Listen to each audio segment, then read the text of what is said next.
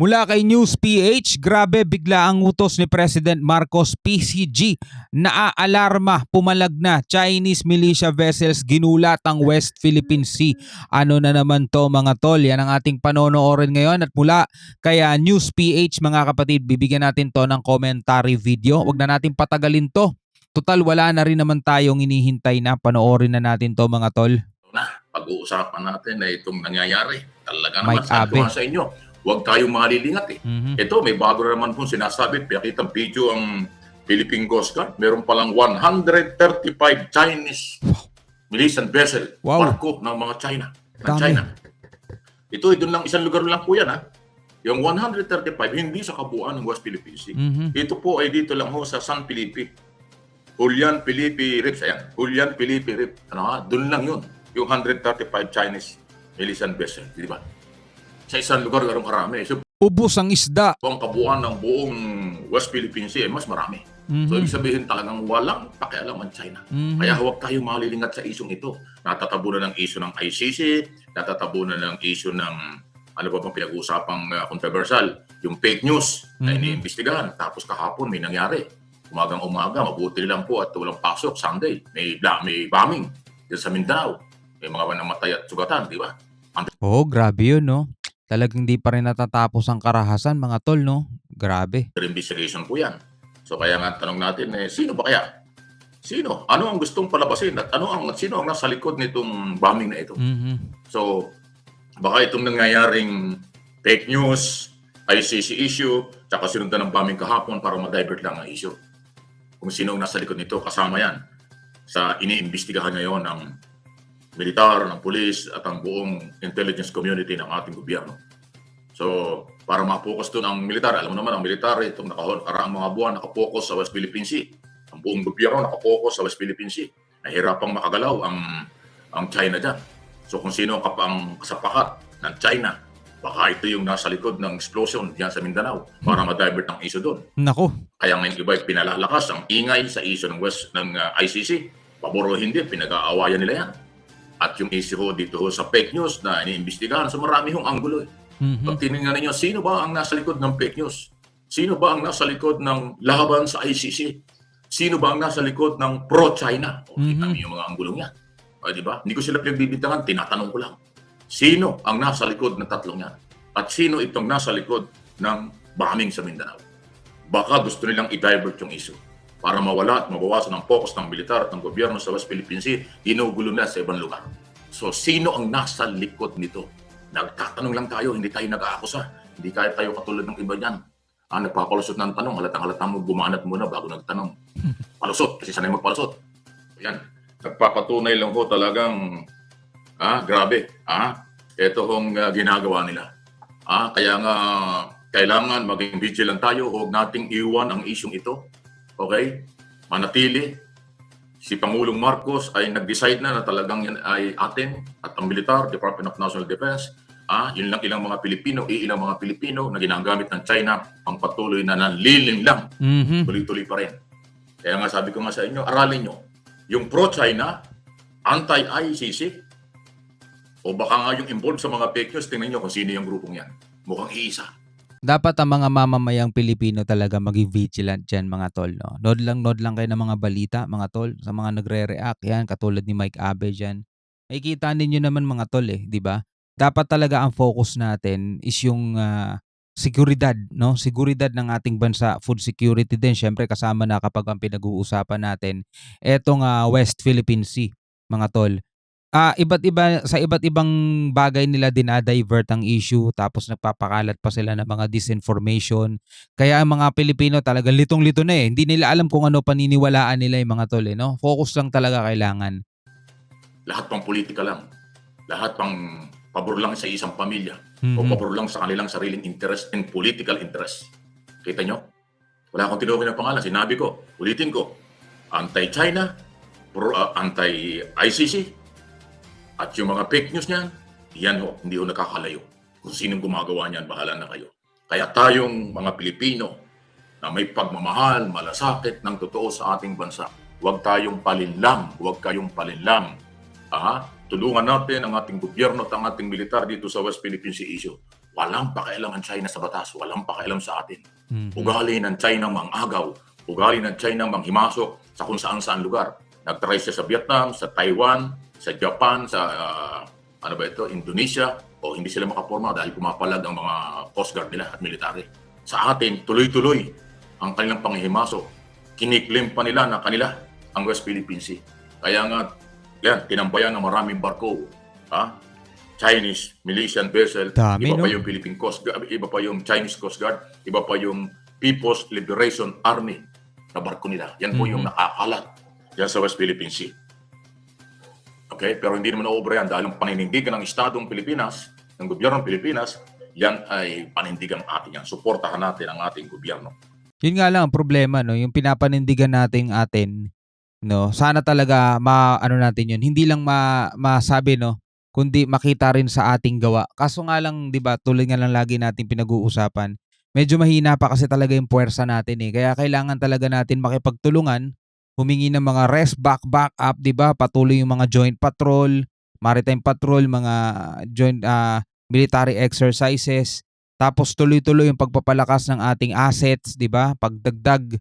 Kasi biruin mo, maritime militia vessels pa lang nila mga tol, napakarami na oh. 'Di ba wala pa yung PLA, wala pa yung ano nila diyan, yung mga PCG nila diyan. Sa isang lugar pa lang 'yun. Paano kaya kung buong West Philippine Sea? Siyempre yung China hindi lang naman naka-focus yan sa West Philippine Sea. Meron pa yan doon sa mismong kanilang ano nila, 200 nautical miles nila. Tapos pinapalibutan pa nila yung Taiwan, 'di ba? Sobrang lakas talaga. Sobrang laki, mga tol. No, kaya nakaka-intimidate talaga sila at yun nga ang ginagawa nilang taktika, no? Manindak ng manindak. Okay? So yun naman hong tungkol sa mga pro o anti-ICC. Hindi pa ho tapos yan. Hintayin natin ang desisyon ng ating Pangulo. At ang atin hong siguro hilingin dito ay bigyan ng hustisya ang mga biktima ng karahasan ng nakaraang gobyerno. Dahil sila may karapatan dyan. Human rights violation. Kung talagang mayroong paglabag, dapat mag-imbestiga para malaman kung ano talaga yung mga paglabag na yan. Kung mayroong bang paglabag o wala, payagan ng investigasyon ng ating korte o ng international court. Kasi yung international court, hindi mo talaga masisisi yan. Dahil ang mga Pilipino nagpunta ron eh. Ang Pilipino doon nag-file ng kaso, hindi sa local court, hindi sa Philippine court nag-file ng kaso kasi wala silang tiwala sa ating korte. Unang-una, ng mga panahon yan, paano magpapaling nakaupo nga presidente, bawal yun. So doon nagpunta sa international court. So nakita nyo, ulitin natin, yung Politika lang din naman yung ano nila, focus nyo mga yan eh. Politika lang din naman din ang focus nung mga yan eh. Yung mga biktima, mga tol, 'di ba? Mga biktima kailangan talaga sila mabigyan ng katarungan. Hindi pwedeng hindi. No, hindi pwedeng hindi. Pero mabibigyan at mabibigyan naman talaga ng katarungan yan mga tol eh. Okay, mag-alala. Mabibigyan at mabibigyan ng katarungan yan. Pero yung iba kasi nakikisawsaw lang at meron talaga silang pangunahing pansariling interes. Yun yung nakakatakot doon mga tol eh. 'Di ba? Ginagamit lang nila yung sabihin natin mga naging biktima ng karahasan, ginagamit lang nila yun para dun sa kanilang pansariling interes. At yun yung hindi natin kailangan, alam mo yun, pahintulutan. Yung tipong mailalagay natin yung ating bansa sa lubusang pangkahihiyan para lang masatisfy natin yung mga interest nila mga tol. Kasi paano ko sinabi malalagay natin ang ating bansa sa talaga matinding kahihiyan pa? Biruin mo, napakahina na nga natin pagdating sa West Philippine Sea. Pati judiciary natin dito ipapakita natin sa mundo na hindi natin kaya. Kaya kailangan natin ng International Criminal Court. Well, kailangan nga natin 'di ba bigyan ng katarungan 'yun. So yung tanging paraan na lang ba International Criminal Court. So inaamin natin talaga sa buong mundo na hindi na gumagana yung judiciary natin dito sa Pilipinas. Kaya kailangan na natin talaga ng International Criminal Court kasi nga hindi na gumagana. Yun yung image na ipapakita natin sa buong mundo mga tol. Para ito ba sa mga naging biktima o para doon sa interest ng iilang politiko na namumulitika, 'di ba? Isipin niyo na lang 'yan mga tol. Kung ano tama, doon tayo syempre. Kung ano yung nararapat, doon tayo syempre. Pero syempre mga tol, makikita niyo na rin, no, ito ba'y genuine na talagang para sa karahasan o para sa mga naging biktima o para lang talagang itumba o ibagsak ng isang politiko yung kinaayawan niyang politiko din mga tol. Ano sa tingin ninyo? Comment kayo sa baba. pro-China, anti-ICC, At yung iba pang mga nangyayari dyan, tingnan ninyo, iisa ang galawan. Sila-sila lang yan. Okay? Maging maingat tayo at huwag kayong pagoyo. Huwag kayong padala. Ako hindi ako pro-China at anti-ICC ako. hindi ako pro-ICC mga tol. Kasi yung mga hirit nila nitong mga nakaraan, 'di ba? Marami silang kailangan daw palayain si De Lima kasi kung hindi ganito ang mangyayari, ganyan ang mangyayari. Alam mo 'yun? Ah makikita mong namumulitika lang din sila mga tol eh. Meron talaga silang pinoprotektahan din. Hindi genuine din yung layunin nila o yung goal nila na mai-serve yung justice, no? Kung sabihin natin gusto lang namin talaga mai-serve yung justice sa mga naging biktima niyan or meron kayong pinapaboran. Mahirap magtiwala sa mga yan, mga tol. Ano ha? Sige, kung ayaw nyo sa ICC, karapatan po ninyo yan. Pero ang tanong ko sa inyo, anong masasabi nyo doon sa mga taong biktima? Ganun lang? Wala na silang karapatan? Hindi, meron. Yung mga biktima, hindi na sila bibigyan ng hustisya? Ay mga buhay pong nawala. On record, sa Department of Justice nung last week na hearing, 7,732 ang buhay na nawala noong mga panahong yun. So meron. Dito sa part na yan, medyo hindi ako sumasang-ayon kay Mike Abe dyan, no? Kasi unang-una mga tol, 'di ba? ICC yan, unang-una hindi nating kalahi ang mga yan eh. Hindi nating kalahi ang mga yan eh. At imagine mo mga tol ang gagalaw na sistema ng korte dito sa atin ay hindi mismo sa Pilipinas, no? Marami sigurong ibang paraan pa. Siguro last resort na lang talaga yan. Siguro huling na lang talaga yan, huling alas na lang siguro, huling barahan na lang talaga mga tol. Hindi naman porket ayaw natin papasukin ng ICC rito, baliwala na. So parang ganoon ayaw sinabi na ni President BBM hindi na tayo makikipagtulungan sa ICC. So ibig sabihin ba noon si PBBM mismo parang sinasabi niya ganoon na lang 'yon, baliwala na lang yung mga naging biktima ng karahasan. Kasi mga tol, hindi naman tayo pwedeng humatol din Malay natin kung talaga may kasalanan o wala. 'Di ba? Hindi tayo pwedeng basta-basta humatol diyan. Totoo mga tol na maraming sumisigaw ng katarungan, maraming sumisigaw na sinasabing naging biktima daw sila ng tokhang, naging biktima daw sila ng mga ganyan-ganyan, mga ganon-ganon, 'di ba? So imagine nyo mga tol, hindi naman tayo judge, di rin tayo Diyos. Pwedeng totoo na biktima sila o pwedeng totoo na talaga nanlaban sila. Wala naman tayo dun sa actual na pangyayaring yun Pero talaga bang ikaw, ito mga tanong lang naman to. Talaga bang ang tanging paraan na lamang natin para maibigay ang hustisya sa kanila is magpapasok tayo rito ng International Criminal Court para hatulan ng Duterte? Sabihin natin hatulan ng Duterte. Kasi yun lang naman talaga ang tanging pakay ng ibang mga politiko dyan 'Di ba? Maikulong ang Duterte. Si Duterte, si President Duterte. Hindi ako mga tol, hindi ako pro Duterte at hindi rin naman ako anti Duterte. Naano ko is pro Philippines ako, pro Filipino. Inaamin na ba talaga natin o sinasabi na ba talaga natin na hindi na talaga totally gumagana ang ating judiciary dito? 'Di ba? Kasi alam ko, papapasukin mo na lang ang ICC, mga tol. Una-una dapat member ka niyan. At pangalawa, dapat mapatunayan na talagang hindi na kaya ng iyong hukuman na asikasuhin pa yan, mga tol, no? Sabihin natin, oo, talagang mabagal ang takbo ng hukom dito sa ating bansa. Mabagal talaga ang justice dito. Minsan hindi pa patas, di ba? Nabibili, nababayaran. Bakit? Sigurado ba tayong etong mga taga-ICC ay patas din? Hindi nabili at hindi nabayaran at walang pinapaborang politiko, mga tol? Gaano tayo nakakasigurong ganun? 'Di ba? Gaano tayo nakakasigurong ganun? Hindi para sa ipagtanggol ng Duterte mga tol. Kung talaga may kasalanan sila, di dapat pagbayaran nila 'yon mga tol, 'di ba? Dapat pagbayaran nila 'yon. Pero 'di ba, dapat natin dito sa ating bansa. Internal problem natin 'yan Napakahina na nga ng sandatahan natin, napakahina pa ng hukuman natin dito. Kaya hiya naman tayo sa buong mundo niyan. So dito medyo hindi ko sinasangayunan diyan si Mike Abe. Ngayon, wala lang yun. Ay, bahala na sila sa buhay nila. Wala na silang karapatang maghanap ng katarungan. Kaya nga pag-iimbestiga, hindi pa naman guilty yan Kaya nga dapat mag-imbestiga para malaman kung anong karapatang pantao ang nawala sa kanila o ano yung karapatan nila. Front lang naman yung imbestiga na yun, eh. Kahit na tumiwalag na tayo dati, mainit pa rin sila, eh, 'no? Kasi kung halimbawa, tumiwalag na, eh, wala parang ganito lang yan mga tol, oh, 'di ba? Kapag yung isang naargabyado, umurong na ang demanda, nag-urong na ng demanda. Halimbawa, 'di ba meron dalawang, yung kaso at kinasuhan, yung nagkaso umurong na ng demanda. Wala nang pakialam yung mga pulis dun, 'di ba? Kailangan na nilang palayain 'yan. 'Di ba hindi na sila hindi na tipo, "Hindi ako bahala diyan." Pinag-iinitan niya yung ano, eh, pinag-iinitan niya kaya kahit na umurong na yung nagdemanda, gusto niya pa rin ipakulong yung tao kasi nanggigigil siya dun, 'di ba?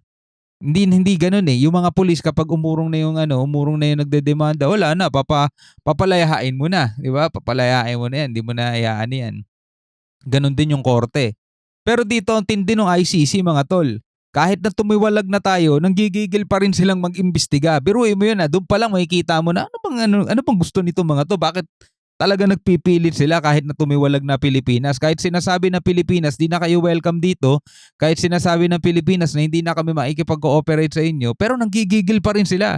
Gustong-gusto pa rin nila pumunta rito at mag-iimbestiga daw sila. O biruin mo yun, do'n pa lang, makikita mo, eh. Hindi na genuine yung talagang gusto mong, mai-serve yung justice, hindi na gano'n, eh.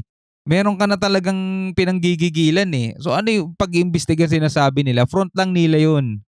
Pag nag-imbestiga at wala namang linabag na karapatan pantao, di malinis kayo. Ngayon, pag nag-imbestiga at lumabas na mayroon talagang pang-aabuso, di managot kayo. Ganon eh. Mag-iimbestiga pa lang, ayaw na ninyo. Anong tingin nyo sa 7,700 plus? Wala lang. Buhay yun eh.